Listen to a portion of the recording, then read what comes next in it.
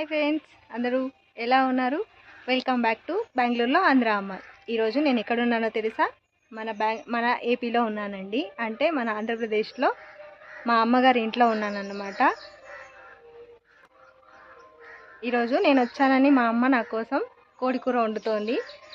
ఈరోజు నేనే చేస్తున్నాను. కోడికూర కూడా రెడీ, మాంసం అంతా కట్ చేసి రెడీ చేసి పెట్టేసింది. ఇప్పుడు అది ఎలా తయారు చేసుకోవాలో, దాని తయారీ విధానం ఏంటో చూపిస్తాను. ఇదే మా అమ్మ వాళ్ళ ఇల్లు. పెరట్లో నిలబడి మాట్లాడుతున్నానండి. ఇదే మా అమ్మ వాళ్ళ ఇల్లు. నేను పుట్టింది ఇక్కడ కాదు, కానీ పెరిగింది మొత్తం ఇక్కడేనండి. ఇక్కడే మొత్తం పెరిగింది. నేను చిన్నప్పటి నుంచి పెరిగింది. నేను మా అన్నయ్య పెరిగిందంతా ఇక్కడే. అది మా ఇల్లు. సరే, ఇప్పుడు కోడికూర ఎలా చేసుకోవాలో, మన పల్లెటూరి స్టైల్లో ఎలా చేసుకోవాలో నేను ఇప్పుడు చేసి చూపిస్తాను. వచ్చేయండి. ఇప్పుడు మా స్టైల్లో కోడికూర ఎలా చేస్తామో మీకు చేసి చూపిస్తాను, చూసేయండి. చూడండి, ఇది మొత్తం చికెన్ అండి. ఒక కోడి మొత్తం అంటే 1.5 kg ఉంది. ఈ కోడిని ముందే ఉడికించి పెట్టుకున్నాం, ఎందుకంటే ఇది గుడ్ల కోడి అండి. మీకు ఐడియా ఉంటుంది అనుకుంటా. గుడ్ల కోడి ఇది. చూసారా, ఇలా ఉడికించి పెట్టుకున్నాను అప్పుడే చికెన్ని. ఇప్పుడు దీనికి కావాల్సిన పదార్థాలు ఏంటో చూపిస్తాను. ఇది మసాలా వేసేసి ఉడికిస్తే ఉడకదండి, అందుకని నేను ఇలా ముందుగానే ఉడికిపెట్టించుకున్నాను. ఇప్పుడు మన కోడి కూర కావాల్సిన పదార్థాలు: కొత్తిమీర, కొబ్బరి తురుము, కొబ్బరి ఒక 5-6 ఇంచులంతా కొబ్బరి తీసుకున్నానండి, ఎండుమిరపకాయలు, అల్లము మరియు ఉల్లిపాయలు, ఈ తెల్లగడ్డలు, ఇది చెక్క, లవంగ, ఒక 5 చెక్కలు, ఒక 8 వరకు లవంగాలు వేసానండి. ఇప్పుడు ఇవి ఒక 4 టమోటాలు. ఇవి మొత్తాన్ని మనం ఇప్పుడు పేస్ట్ చేసేసుకోవాలి. ఇందులోనే ఒక స్పూన్ అంత పసుపు మరియు ఒక 2 స్పూన్ల ధనియాల పొడి కూడా యాడ్ చేసుకోవాలి. నేను ఈ చికెన్తో పాటు ఇది ఉడికించుకోలేదండి, ఎందుకంటే ఇది ఎక్కువ ఉడికిపోతుంది, మళ్ళీ మనకి కూరలో ఇది దొరకదనమాట. అందుకని నేను ఇది సపరేట్గా పెట్టుకున్నాను.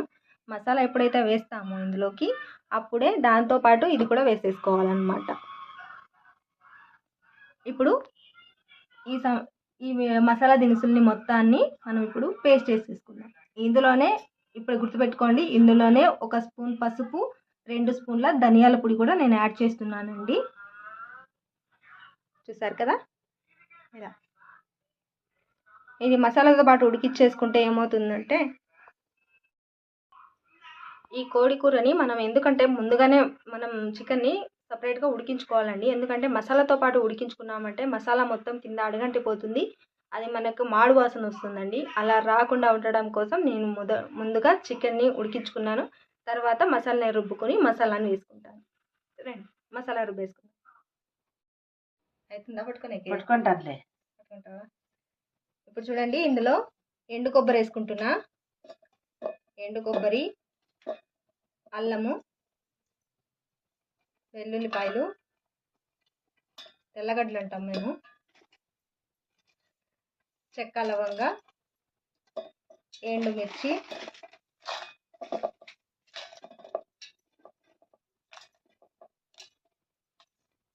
అలాగే టొమాటో,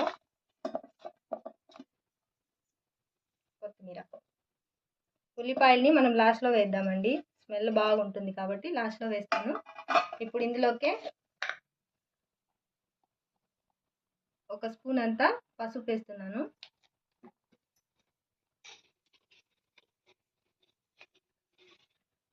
ఒక 2 స్పూన్ల ధనియాల పొడి వేస్తున్నానండి.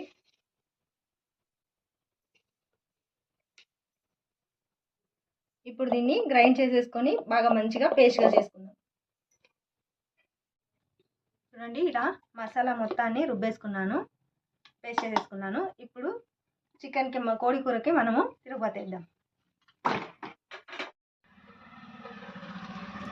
ఇప్పుడు ఒక కడాయి పెట్టుకున్నానండి. ఇందులో ఒక 2 టేబుల్ స్పూన్ల ఆయిల్ వేయాలి.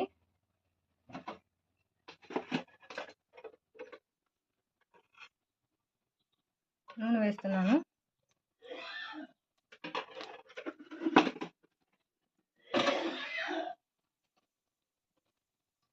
నూనె కొద్దిగా వేడైన తర్వాత ఒక 3 పచ్చిమిరపకాయలు,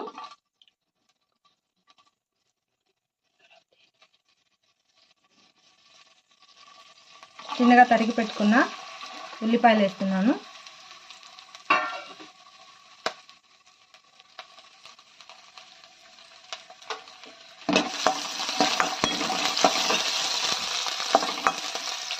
ఉల్లిపాయల్ని కొద్దిగా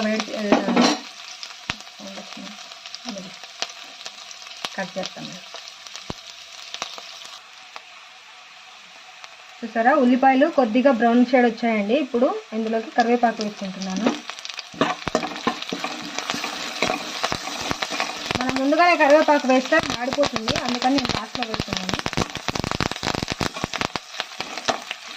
ఇలాగా కరివేపాకు కొద్దిగా చిట్టుపట్లాడిన తర్వాత ఇప్పుడు మనం ఉడికి పెట్టుకున్న చికెన్ వేసుకోవాలి. తీసుకున్నాం.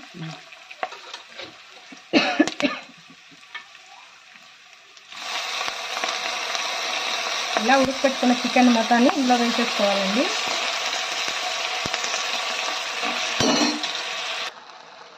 ఇలా చికెన్ మొత్తాన్ని వేసుకుని ఇలా ఒకసారి కలుపుకోవాలండి బాగా.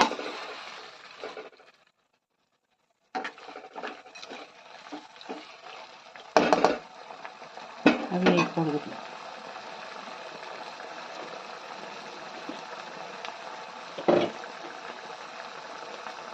ఇది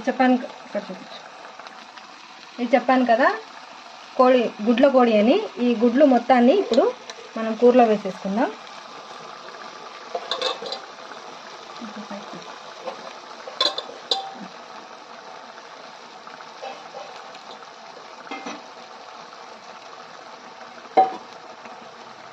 ఇలా వేసేసుకున్నాం కదా, ఇప్పుడు ఒకసారి ఇలా కలిపి పెట్టుకుని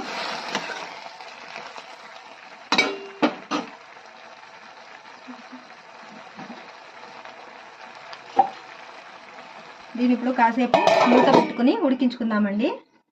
స్టాప్ అయిపోయింది. చూసారా, ఇలా బాగా ఉడికిపోతుందండి. ఇప్పుడు ఇందులోకి మనం మసాలా వేసేసుకుందాం. రుబ్బి పెట్టుకున్న మసాలాని ఇందులో వేసేసుకుంటున్నా.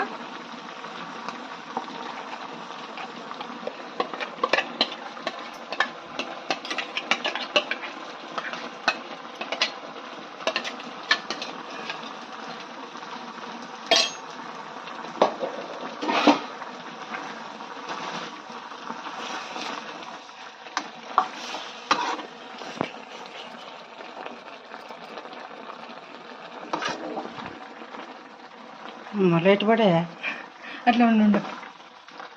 శ్రావణ ఇట్లా వేసుకోనికి లేదమ్మా. అదంత కదే పడే. చూడు ఎంత బాగా లైట్ పడింది. చూడు ఎట్లా కనపడుతుంది ఇవిడ. చూడండి, ఇప్పుడు ఇలా ఉంది కదా, ఇందులోకి మనం చికెన్ ఉడికించిన నీళ్ళని వేసుకుంటున్నాను. మొత్తం చికెన్ ఉడికించిన నీళ్ళు. ఇప్పుడు చికెన్కి సరిపడా మనం గ్రేవీ ఎంత చేసుకోవాలని ఇప్పుడు మనం గ్రేవీ ఎంత చేసుకోవాలనుకుంటున్నామో అంత వాటర్ దీంట్లో పోసేసుకోవాలి.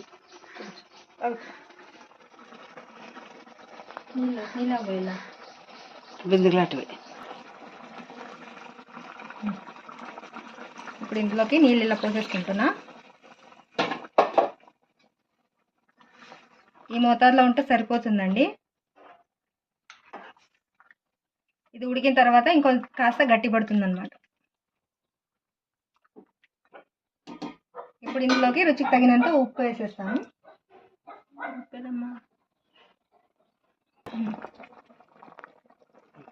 ఇప్పుడు ఫైనల్గా ఇందులోకి గరం మసాలా వేస్తున్నాను. ఇలా గరం మసాలా వేసాను కదా, ఇప్పుడు ఒకసారి కలియబెట్టేసి కొద్దిగా ముక్కలకి మొత్తం మసాలాలు పట్టేంత వరకు బాగా ఉడికించుకోవాలి. చూడండి ఎంత బాగుందో, స్మెల్ అయితే సూపర్గా వస్తుంది. దీంట్లో ఒక రాగి సంగటి చేసుకుని తినేస్తే చాలా బాగుంటుందండి. మీరు కూడా తప్పకుండా ట్రై చేసేయండి. ఇప్పుడు మూత పెట్టేసి ఒక కాసేపు ముక్కలకి మసాలా మొత్తం పట్టేంత వరకు మూత పెట్టేద్దాం. బాగా గుమగుమలాడుతూ ఉంది. ఇప్పుడు ఫైనల్గా రుచికి తగినంత ఉప్పు వేసేస్తున్నానండి. ఇందాక ఉప్పు వేయడం మర్చిపోయాను. మూత పెట్టేసి రుచికి తగినంత ఉప్పు వేసేసాను. ఇప్పుడు మూత పెట్టేసి ఉప్పు కారం బాగా పట్టేంత వరకు ఉడికిచ్చేసుకుందాం. చూడండి రాగి సంగటి కూడా రెడీ అయిపోయింది. మా అమ్మ చేస్తోంది రాగి సంగటి. మేము మొత్తం రాగిలో వేసి చేయమండి, ఇలా అన్నం బియ్యం వేసామమ్మా. బియ్యం వేసి చేసింది మా అమ్మ. మాకు మొత్తం రాగి పిండితో చేస్తే మేము తినము, మాకు నచ్చదు అట్లా. చూసారా, ఇలా రాగి ముద్ద చేసుకుని ఇప్పుడు చేసిన కోడి కూర వేసుకుని ఒక పట్టు పట్టాలి.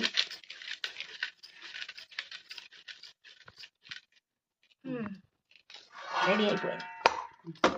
చూసారా రాగి సంగటి కోడి కూర ఈరోజు స్పెషల్, సండే స్పెషల్. చూడండి రెడీ అయిపోయింది, పొగలు వచ్చేస్తున్నాయి. కోడి కూర చూసారా, మనం అప్పుడు అంత నీళ్లు పోసుకున్నా కూడా ఇప్పుడు ఇలా ఉడకపెట్టిన తర్వాత మాత్రం ఇలా రెడీ అయిందండి.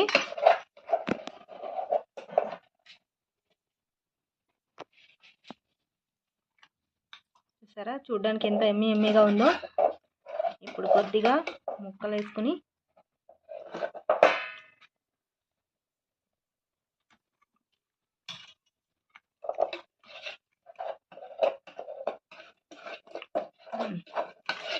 చూడండి రెడీ అయిపోయింది.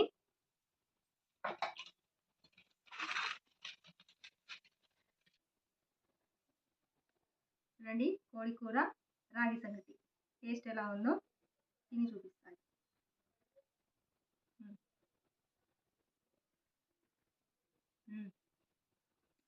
చాలా బాగుందండి, టేస్ట్ అయితే సూపర్గా ఉంది. మనం నాటి స్టైల్లో చేస్తే చాలా బాగుంటుంది కదా.